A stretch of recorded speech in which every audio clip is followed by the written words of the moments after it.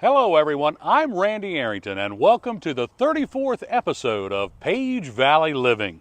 We're here today at the Page Valley Fairgrounds at the grandstands where this weekend they'll be kicking off the 72nd annual Page Valley Agricultural and Industrial Fair. Now on Saturday they're going to have the horse show on Saturday, August the 17th. That's this Saturday, this weekend. And they're going to have 6 days of events that culminates with a grandstand concert right here with country music sensation Ian Munsick on Saturday, August the 24th.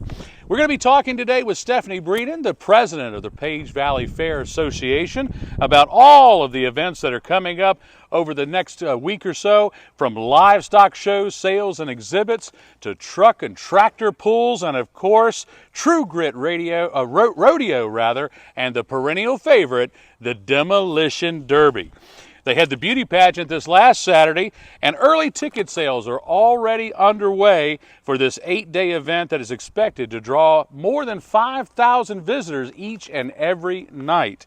We'll take a look at all of that and so much more in just a moment. But first, let's take a look at this week's headlines. And now looking back on the week that was in the Page Valley.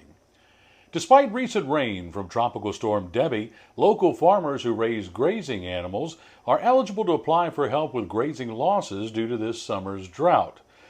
The U.S. Department of Agriculture's Farm Service Agency for Rockingham and Page County announced in mid-July that applications are being accepted for the Livestock Forage Disaster Program. The program provides compensation to eligible livestock producers who suffered grazing losses for covered livestock due to drought on privately owned or cash-leased land or fire on federally managed land. The deadline to apply for 2024 LFP assistance is January 30th of 2025. The Virginia State Police Culpeper and Fairfax divisions will be conducting Operation Disrupt on all 76 miles of Interstate 66 in Virginia on August 16th and 17th. The Traffic Enforcement and Educational Safety Initiative focuses on distracted driving, impaired driving, speed compliance, and seatbelt safety. Preliminary data from January 1 to August 1 shows 477 persons have died in traffic crashes on Virginia roadways so far this year. The operation's goal is to achieve 0 fatal crashes during the designated enforcement periods and to reduce the total number of crashes on interstates for the calendar year by 10%. Shenandoah National Park officials have lifted a park-wide fishing ban. Extremely dry conditions and low stream flows prompted the ban on June 27th, varying among certain areas between 4 and 8 inches of precipitation has fallen throughout the park since August 8th. Well, we don't have anything to report this week in the world of sports, so we'll head right into looking ahead at the weekend in the Page Valley. On Friday, August 16th at 6 p.m., it's Trivia Night at Wisteria Farm and Vineyard on Marksville Road near Stanley. At 7 p.m. on Friday night, Evenings on Main Summer Concert Series with the Road Ducks performing classic rock and Motown favorites at Ruffner Plaza. And at 8:30 p.m. on Friday, the town of Shenandoah hosts Movie Night at Big Jim Park with a showing of Super Mario Brothers. Then on Saturday, August 17th, beginning early in the morning, it's the Luray Olympic Triathlon that'll be held out at Lake Arrowhead and the surrounding area during the day on Saturday. From 9 a.m. to 2 p.m., it's the Daughter of the Stars Farmers Market that'll be set up in downtown Luray at 56 East Main. At 5 p.m., it's Music Under the Arbor with Molly McWater out at Wisteria Farm and Vineyard. And at 7 p.m. on Saturday and again on 3 p.m. on Sunday, there will be a 45-minute carillon recital at the Luray Singing Tower across from Luray Caverns. And finally, also on Sunday, August the 18th, the Luray Sprint Triathlon, the shorter version of Saturday's event, will be held all throughout the day at Lake Arrowhead and the surrounding area. Please watch out on the roadways in and around Lake Arrowhead on Saturday and Sunday for the folks on their bikes and running in that competition. And that's a look at the headlines for this past week in the Page Valley. Episode 34 of Page Valley Living is being recorded on Monday, August the 12th and will air on Wednesday, August the 14th. And we're back here at the Page Valley Fairgrounds in front of the blue ticket booth here at the fairgrounds with Stephanie Breeden, the president of the Page Valley Fair Association. Stephanie, thanks so much for taking some time to be with us today. Thank you. I'm very excited. I appreciate you taking the time to be with us today. Well, we want to do everything that we can to promote the fair in its 72nd year here, the Page Valley Agricultural Industrial Fair. But before we get into all the events and all the features of next week's fair, let's let folks know a little bit about who we're talking with today, because you are a very active young lady and you are involved in a lot of nonprofits and organizations. Tell us about a few of them besides the fair. So I am a 4-H leader, and I've got about 100 of those kids in the barn this year. So there's myself and another leader that share those.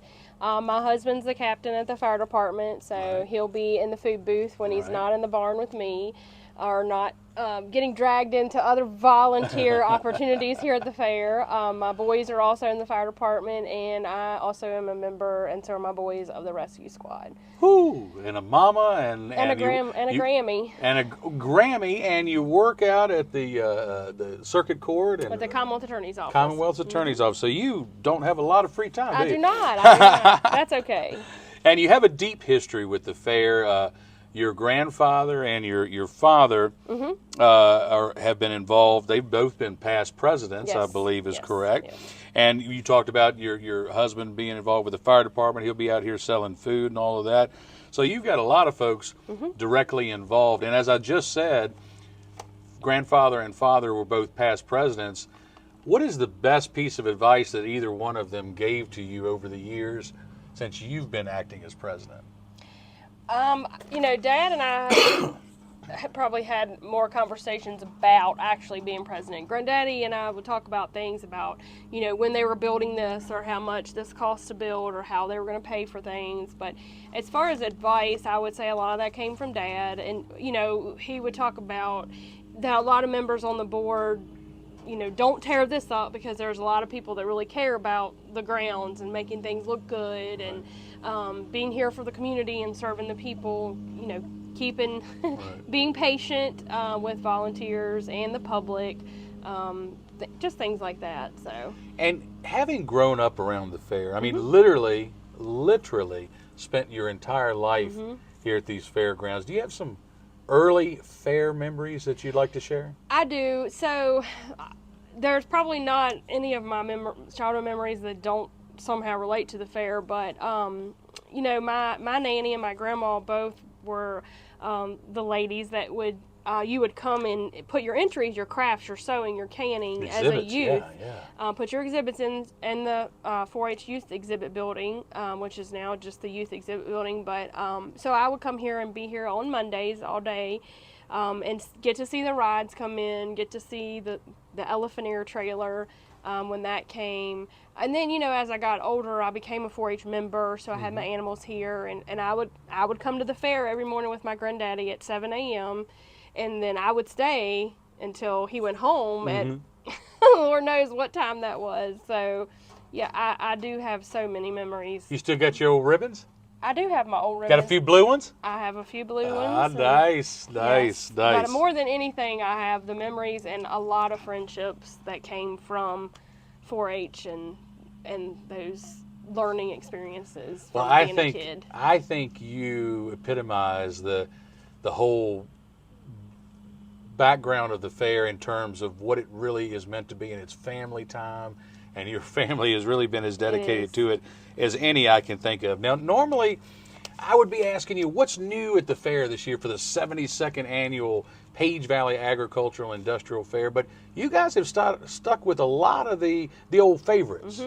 So, I know it sounds, it's the same old thing. That's not what we're trying to achieve. We change things every couple years, but when they're new, and then you like, for instance, we have dinosaurs, and so they were a fan favorite last year, so that's why we brought them back.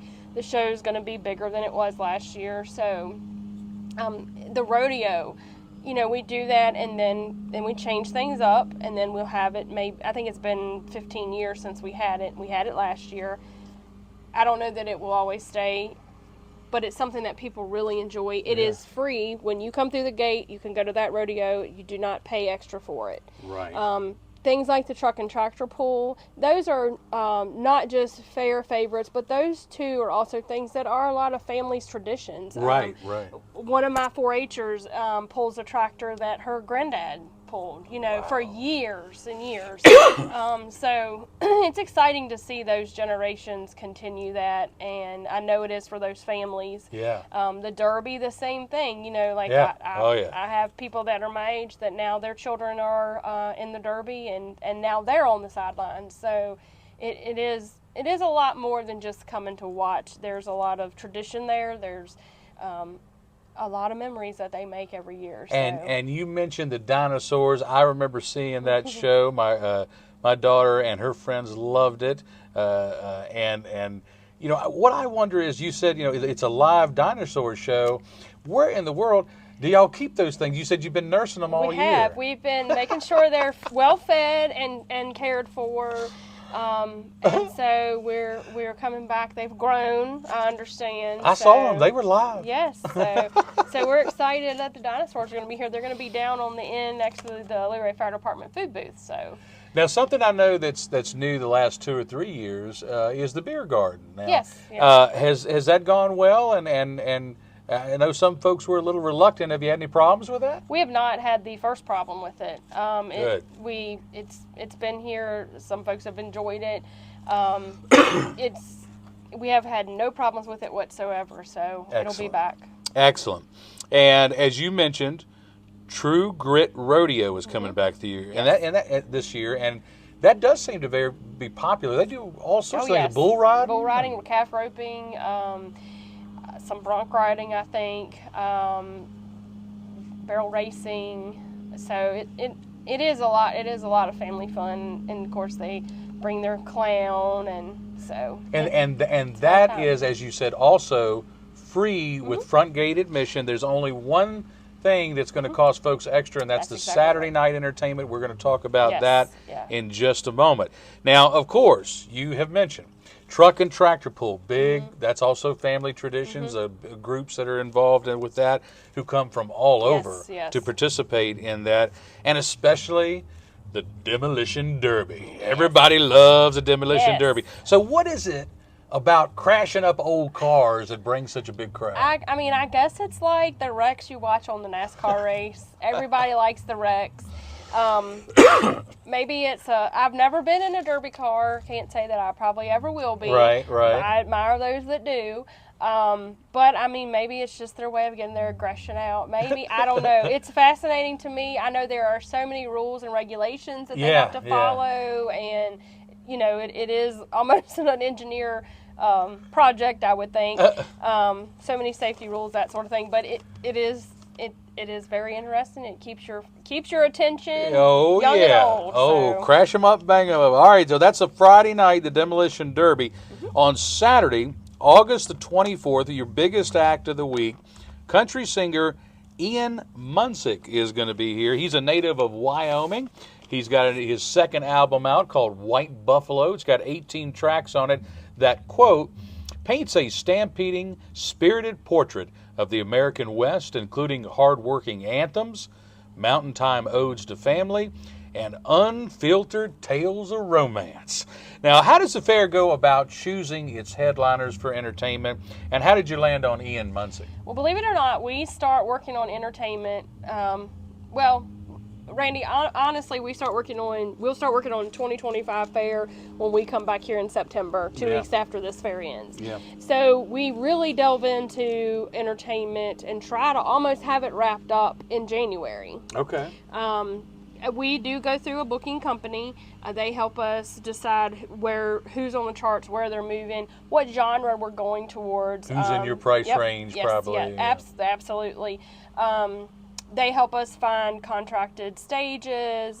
They do help us with some advertising, but that we do look a lot at that booking company helps us, and then the input of our board. We have an entertainment committee that it's almost, we get a list and we set for a couple hours for several meetings to decide and determine who we're going to have that year. Okay. Well, before we get into the final segment here, I do want to go over a couple little quick things for folks in general. Gate admission is going to be $10 for adults, $5 for children 6 to 12, and under 6 is free. Monday night, though. Monday night, August 19th, lots happening that night. All school-age children will be free on Monday night. And also anyone over 60 and first responders will also be getting in for free. And that is also, because it's kids' night, the wristbands for the rides are only going to be $18 instead of the $25 each night for the rest of the fair. So Monday night is a great discount, both at the gate and for wristbands for kids on Kids Night on Monday. Season passes are available out there, $35 for adults, $20 for children 6 to 12. And they can get some early tickets, I believe, at Lancaster Enterprises, Blue Ridge Bank in Luray, Page Co-op, and the Chamber of Commerce as well. And in Shenandoah at J&M Auto, I believe. J&M Auto down in Shenandoah. Thank you for that one as well. Lots of other things going on throughout the week. Things will get kicked off, I believe, on Saturday with the horse show. Sunday's going to be the gospel sing. It's going to be at 2 o'clock.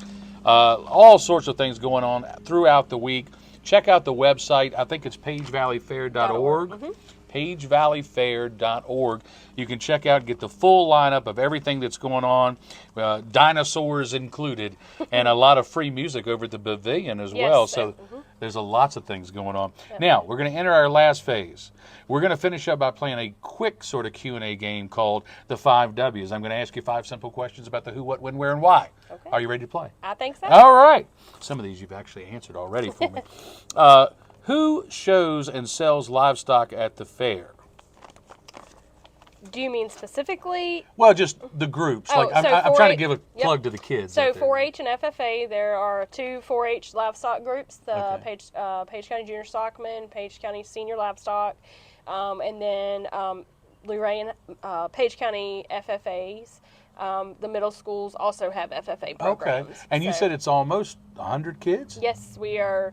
I think in the we started out at 100 kids even. And then we've had a couple that decide, or, have changed their plan. So we're probably at like 95, though. And that's pretty good, because I want to say I was looking at some of my old notes, and I think from a story I either wrote last year or the year before, it was around 88. It was. So it was. We have grown. Good. We have grown. We are holding that barn together with some ties around, but we are fortunate this year. We constructed a new wash rack for our kids. The fair built that at the cost of about $30,000. So, wow. Yeah. Wow. Well, now this one, I actually am doing a double up on the who, because I had another question I wanted to ask about who, but it's kind of how many volunteers I was going to bring goes this up. into making this work? I'm afraid to say how many volunteers, and here's why I say that. I can tell you from a board perspective how many board members we have, but we certainly cannot even pull the first car in this parking lot with the board volunteers. Right. We have the nonprofits that run these booths. We could not do this fair without the volunteers in that barn, the volunteers that help us park cars.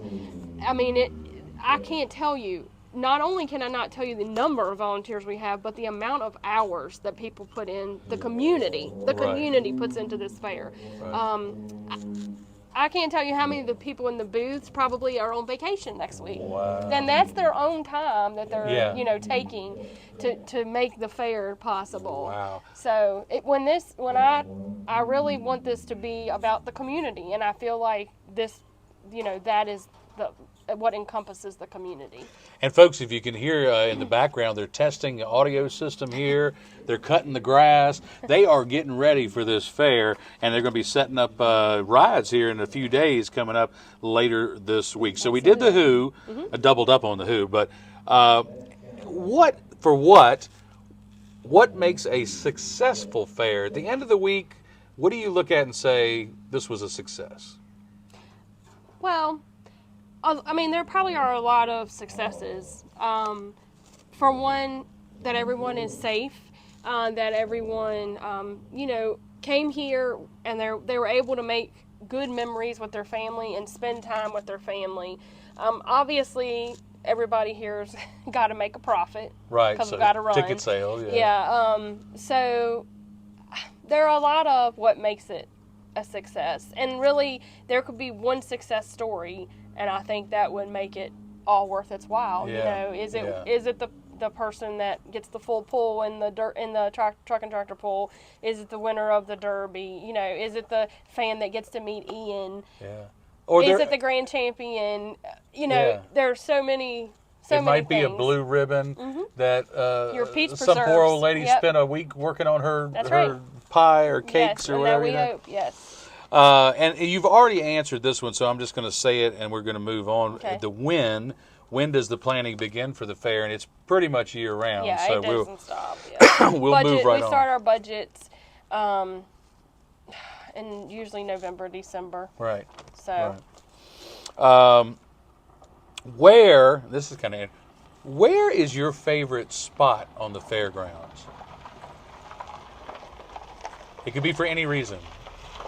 I don't really know that I have a favorite spot. I will tell you one spot that I think is absolutely beautiful, and that's standing out in the parking lot looking over, looking up at those mountains, Yeah. or, standing in the middle of the grounds and looking at the mountain.